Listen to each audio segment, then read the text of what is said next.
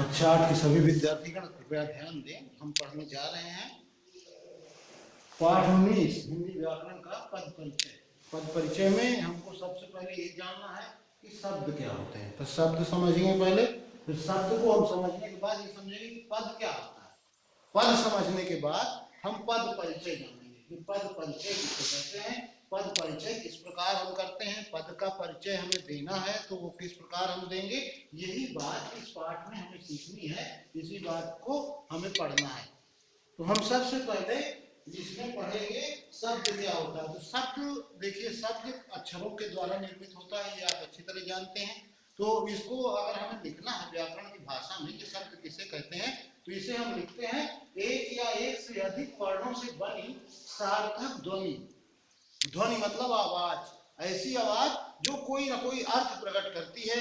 वो आवाज हमें जो अर्थ देती है वही अर्थ हम जब लिखते हैं तो वो शब्द कहलाता है। तो यहाँ पर देखिए मैंने लिख रखा है एक या एक से अधिक वर्णों से बनी सार्थक ध्वनि शब्द कहलाती है। शब्द का क्या है, सार्थक ध्वनि है। सार्थक ध्वनि कैसे बनती है, कई अक्षरों के मेल से बनती है। तो ऐसे वो कई वर्ण कई अक्षर जिस शब्द का निर्माण कर देते हैं, उस शब्द को किसी वाक्य में जब प्रयोग कर दिया जाता है तो वो पद हो जाता है। जैसे पद की परिभाषा में लिखी, किसी वाक्य में जिन शब्दों का प्रयोग किया जाता है उन्हीं शब्दों को पद कहते हैं। अर्थात कि जैसे मैं बोलता हूँ मोहन घर जाता है, इसमें मोहन शब्द बोला मैंने, घर शब्द बोला और जाता है शब्द बोला। इनमें ये जो शब्द हैं इन्हीं शब्दों के मेल से एक वाक्य की रचना हुई। तो इस वाक्य में इन शब्दों का जब प्रयोग कर दिया गया तो अब ये शब्द शब्द नहीं रहे, इन्हें क्या कहेंगे, पद कहेंगे। इन्हीं पदों का परिचय हमको ये जो देना है वो परिचय हमको इस पाठ में सीखना है। पद परिचय क्या है, पद परिचय किसी वाक्य में प्रयोग किए गए शब्दों को, यानी जिन्हें हम पद कहेंगे अब, क्योंकि वो वाक्य में प्रयोग हो चुके हैं। ऐसे उन पदों को व्याकरण के अनुसार स्पष्ट कर जब किया जाता है कि व्याकरण के अनुसार मतलब व्याकरण के नियमों के अनुसार उन शब्दों की विशेषता बताई जाती है कि ये शब्द संज्ञा है, सर्वनाम है, क्रिया है, विशेषण है, कारक है या काल है, लिंग, वचन, इन सब चीजों को जब हम वहां व्यक्त करते हैं तो ये क्या होते हैं, व्याकरण के अनुसार उसका परिचय होता है। तो इसी परिचय को पद परिचय कहते हैं। तो इसकी परिभाषा क्या होगी पद परिचय की, किसी वाक्य में प्रयोग किए गए शब्दों को यानी पदों को व्याकरण के अनुसार स्पष्ट करना पद परिचय कहलाता है। अब पद परिचय के प्रमुख संकेत कौन कौन से होते हैं, हम किनका कौन कौन से पदों का परिचय देते हैं। तो इसके लिए हमें सबसे पहले देखना है किसको, संज्ञा को। संज्ञा किसी न किसी वाक्य में कुछ न कुछ ऐसा बोला जाता है जिसमें कोई ना कोई संज्ञा होती है। तो संज्ञा का परिचय जैसे देना, जैसे मैंने कहा मोहन जाता है, तो यहाँ पर आप देखिए मोहन क्या है, मोहन एक संज्ञा है। कौन सी संज्ञा है वो हमें क्लियर करना होगा। मोहन जाता है, अब मोहन जाता है, जाने का कार्य हो रहा है, मोहन के द्वारा हो रहा है। यहाँ मोहन का हमें परिचय देना है क्योंकि मोहन एक संज्ञा है। संज्ञा के आप सभी भेद पढ़ चुके हैं।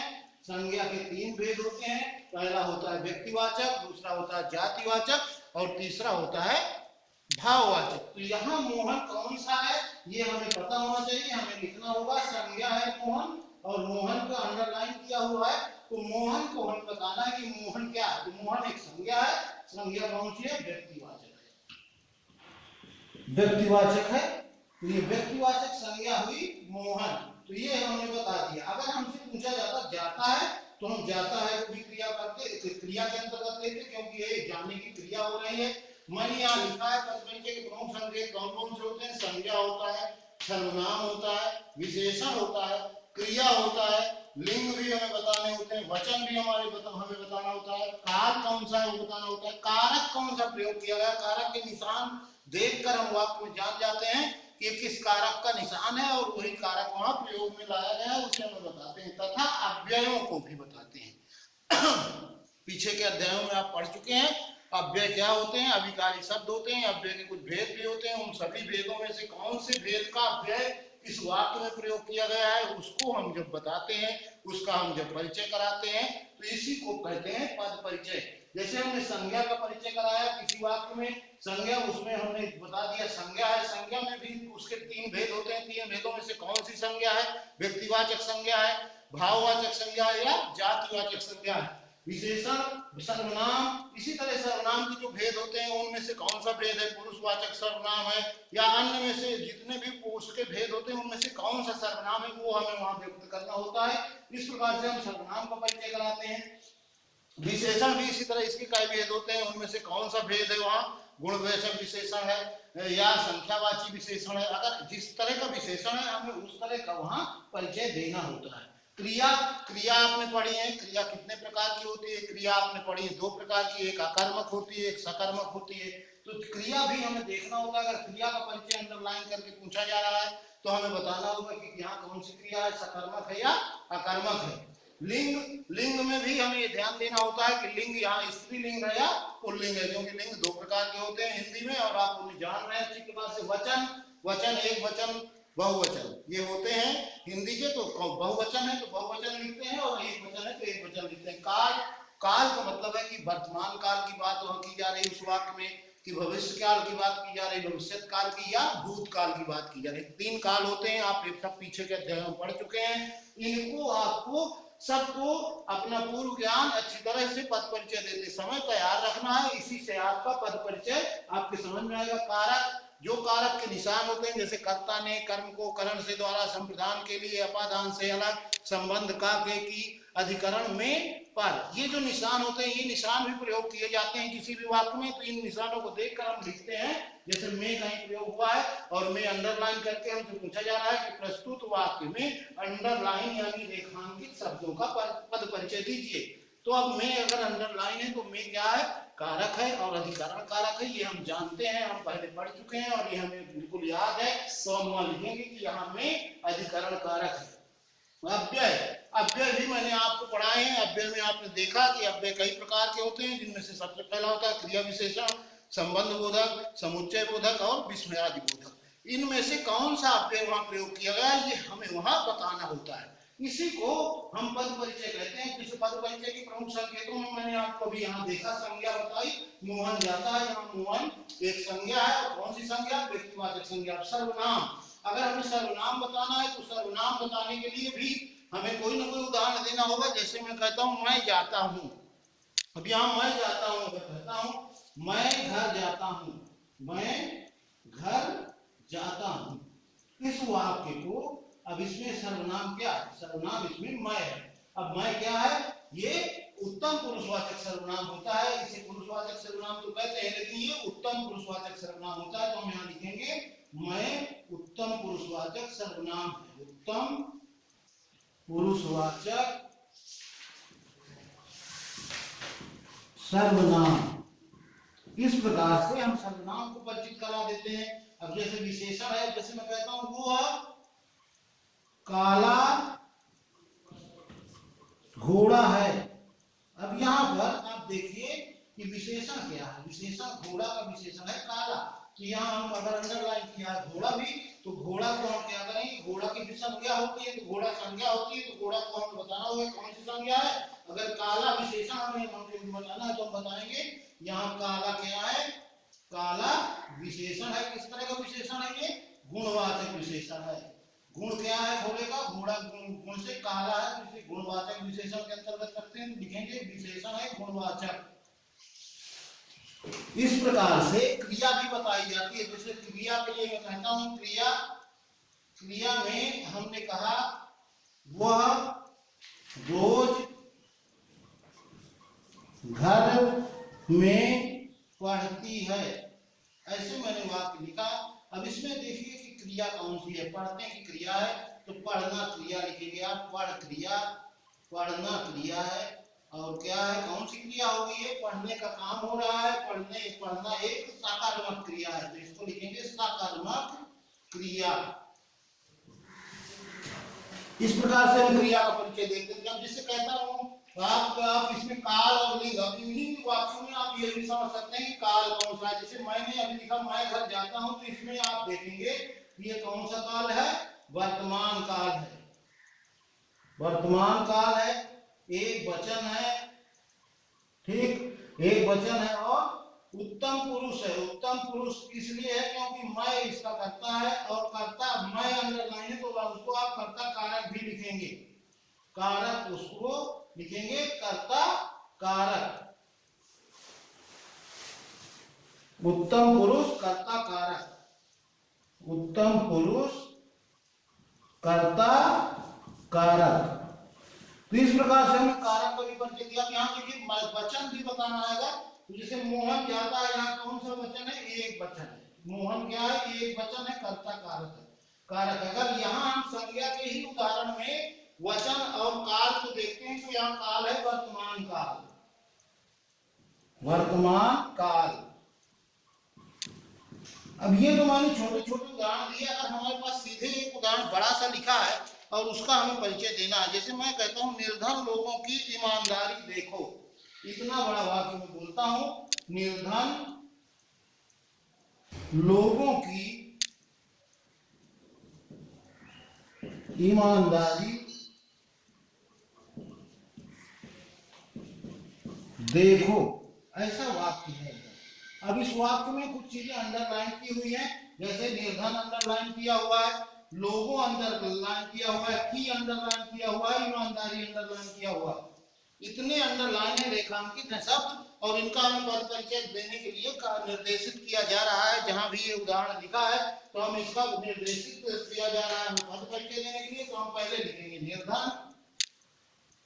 अब हमें ये ध्यान देना होगा कि निर्धन क्या है, निर्धन का परिचय हम क्या देंगे ये हमें बताना है। निर्धन आप देखिए यहाँ कि निर्धन क्या है और निर्धन को हम क्या लिखेंगे।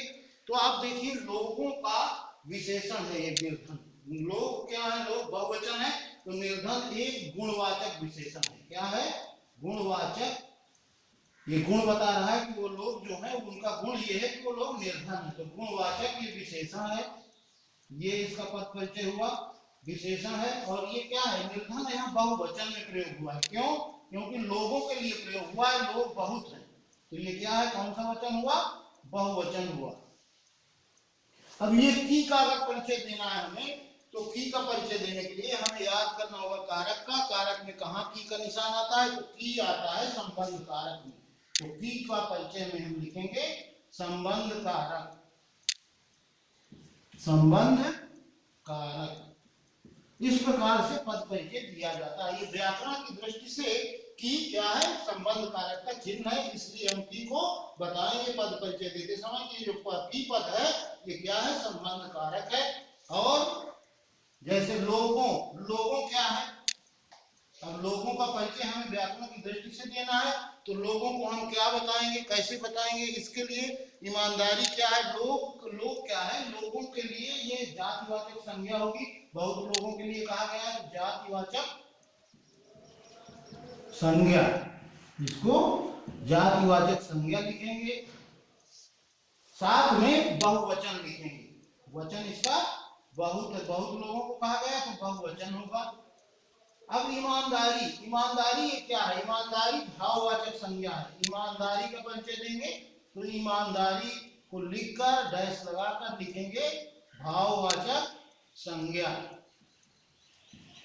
भाववाचक संज्ञा। इस प्रकार से हमने इस वाक्य के रेखांकित पदों का परिचय दे दिया। पद परिचय इसी प्रकार से आपको विभिन्न उदाहरणों के देने हैं।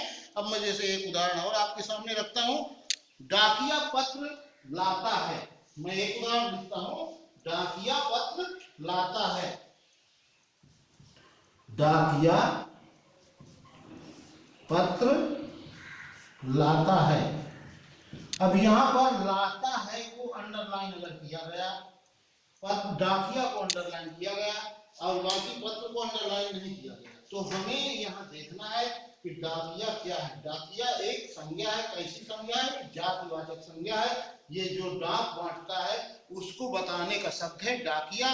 तो ये कैसा होगा? ये जातिवाचक शब्द होगा। तो यहाँ पर हम लिखेंगे डाकिया, डाकिया, और इसे लिखेंगे संज्ञा। कैसी संज्ञा है?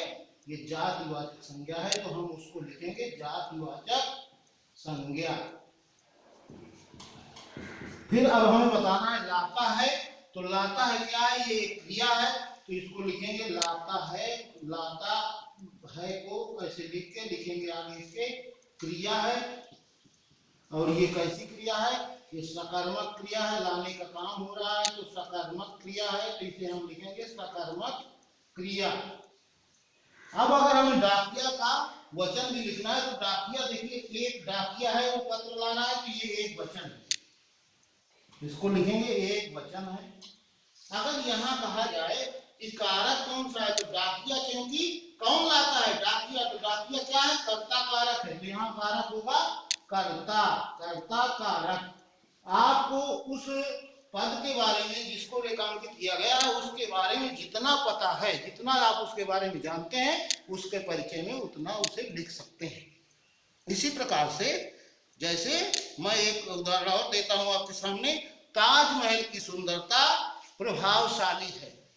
अब इस वाक्य में ताजमहल को केवल अंडरलाइन किया गया है, अर्थात रेखांकित किया गया है। अब हमें ये बताना है कि ताजमहल क्या है, तो हम ये जान रहे हैं कि एक स्थान है ताजमहल, एक इमारत का नाम है ताजमहल। तो जहां भी ऐसी जगह का नाम होता है उसमें भी व्यक्तिवाचक संज्ञा का प्रयोग होता है, इसलिए यहाँ ताजमहल में हम लिखेंगे ताजमहल संज्ञा, पोस्ट में ब्रैकेट में लिखेंगे व्यक्तिवाचक संज्ञा। कितने वचन है ये, एक वचन है, ताजमहल कई नहीं है, ताजमहल एक है, तो लिखेंगे एक वचन। क्या है, प्रभावशाली कौन है, ताजमहल है, तो ताजमहल क्या है, कर्ता कारक है। वचन हमने बताया आपको एक वचन है, ताजमहल 3-4 नहीं है, तो एक वचन यानी एक है, इसलिए एक वचन। एक से अधिक होते हैं तो बहुवचन। इस प्रकार से हमने आपको अभी ये जो बताया, इसमें अगर अव्यय का प्रयोग अभी आपका रह गया है, अव्यय का प्रयोग किस प्रकार से हम देखते हैं कि पहचान के बताते हैं। जैसे मैं एक उदाहरण देता हूं, ओ बड़ा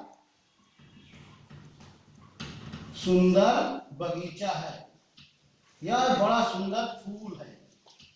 अब यहाँ पर आप देखिए कि प्रयोग किया गया है ओ शब्द, जो क्या है, अव्यय है, अभिकारी शब्द है, और इस ओ को हमें बताना है, अंडरलाइन किया हुआ है, तो इसको हम क्या लिखेंगे, इसको लिखेंगे। अब हमें ध्यान देना होगा कि अभिकारी शब्दों में से ओ शब्द किसके लिए यहाँ प्रयोग हुआ है, यहाँ सुंदरता के लिए प्रयोग हुआ है, अर्थात हर्ष का बोधक है, ये खुशी का बोधक है, तो यहाँ लिखेंगे ओ शब्द, ये जो है विस्मयादि बोधक निशान लगा है क्योंकि इसमें, तो हमें जानना है कि विस्मयादि बोधक है, यहाँ लिखेंगे विस्मयादि बोधक। और विस्मयादि बोधक का कौन सा भाग है, तो लिखेंगे हर्ष बोधक। हर्ष बोधक मतलब खुशी का द्योतक, खुशी को बताने वाला, क्योंकि कोई भी सुंदर चीज को देखकर दुखी कभी नहीं होता है। तो यहाँ ओ शब्द जो प्रयोग किया गया है वो हर्षबोधक है, और हर्षबोधक क्या है, एक अव्यय है, तो हम लिखेंगे हर्षबोधक। और अभिकारी शब्द या अव्यय, अभिकारी शब्द या अव्यय, अव्यय और अभिकारी शब्द ये दोनों एक ही चीज के नाम है। अव्यय को ही अभिकारी शब्द भी कहते हैं, ये आपको अभिकारी शब्द वाले चैप्टर में पाठ में पढ़ा दिया गया है अच्छी प्रकार से। सुंदर शब्द जो प्रयोग हुआ है, अब जैसे कहीं सुंदर शब्द की प्रयोग, उपवन में बड़े सुंदर फूल लगे हैं, ऐसा प्रयोग है, और सुंदर अंडरलाइन है, तो हम सुंदर क्या है, सुंदर फूल की विशेषता है बता रहा है, तो वो एक विशेषण है। तो वो किस प्रकार का विशेषण है, सुंदर गुण बता रहा है, फूल का गुण बताने वाला विशेषण है। तो विशेषण का जो दूसरा भेद होता है उस भेद को कहते हैं गुणवाचक विशेषण, तो उसमें लिखेंगे सुंदर विशेषण, फिर विशेषण के आगे ब्रैकेट में लिखेंगे गुणवाचक। गुणवाचक मतलब कि हम ये जान रहे हैं कि विशेषण में से ये किस कैटेगरी का विशेषण है। इस प्रकार से हम किसी भी वाक्य में प्रयोग हुए शब्दों का पद परिचय व्याकरण के अनुसार करते हैं, व्याकरण के अनुसार उसे स्पष्ट रूप से बताते हैं कि ये विशेषण है, संज्ञा है, सर्वनाम है, और इनमें भी कौन सा विशेषण है, कौन सा सर्वनाम है, कौन सी संज्ञा है, बस इसी को पद परिचय कहते हैं। शायद आप सभी विद्यार्थियों को ये बात अच्छी प्रकार से समझ में आ गई होगी। अभी आपका ये पद परिचय आपको 10 तक पढ़ना है, और आप इसे अच्छी प्रकार से अभी से सीखना प्रारंभ कर रहे हैं, क्योंकि आपको कक्षा 8 से ये पढ़ाया जाने लगा है, तो आपको इसे आगे आने वाले क्लासों में पढ़ने में भी अच्छा लगेगा और समझने में भी कठिनाई नहीं होगी। आप लोग अच्छी प्रकार से घर में रहिए, हमने आपको ये चैप्टर पढ़ा दिया है। अब आपको आगे के चैप्टर में हम पर्यायवाची, विलोम शब्द और अनेकार्थी शब्द, एक वाक्य के लिए एक शब्द, इन सब चीजों के ऑनलाइन क्लास में ही बताएंगे। इनका वीडियो हम आपको नहीं देंगे, क्योंकि ये आप लगातार पीछे की कक्षाओं में पढ़ते चले आए हैं, और इनके हम ऑनलाइन क्लास के माध्यम से आपको वेरी इंपॉर्टेंट टिक भी करा देंगे बुक में, कुछ को मैंने कराया भी है। जो ज़्यादा से ज़्यादा आप जुड़िएगा ऑनलाइन क्लास में, और उसमें आपको हम ये सारी जानकारी देंगे। बाकी के वीडियो हम अब संस्कृत विषय के डालेंगे, और संस्कृत में जो बचे हुए पाठ हैं हमारे, हम उनको पढ़ेंगे। धन्यवाद। इस क्लास में